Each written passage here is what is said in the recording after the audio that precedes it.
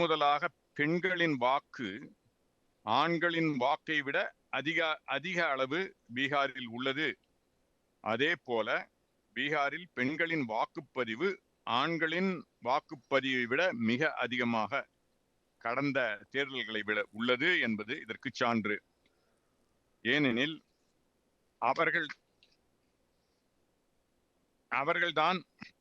அவர்கள்தான் இதுல இது பண்றாங்க.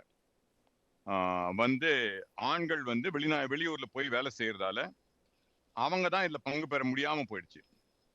இது ஒரு பெரிய குற்றச்சாட்டு. அதனால பீகாரில் உள்ள வாக்கு தகுதியில் உள்ள அனைவர்களுக்கும் அங்கு வாக்களிக்கப்பட்ட இது உள்ளதான்னு ஒரு கேள்வி இருந்தாலும் இது உண்மையிலே வெற்றி தான். அதுல வெற்றி இன்னும் இப்பதான் ஆரம்பிச்சிருக்கு. இந்த ட்ரெண்ட் இருந்தா இந்த மக்களின் தீர்ப்பை, மகேசனின் தீர்ப்பை ஏற்க வேண்டியது ஒவ்வொரு அரசியல்வாதியின் கடமை.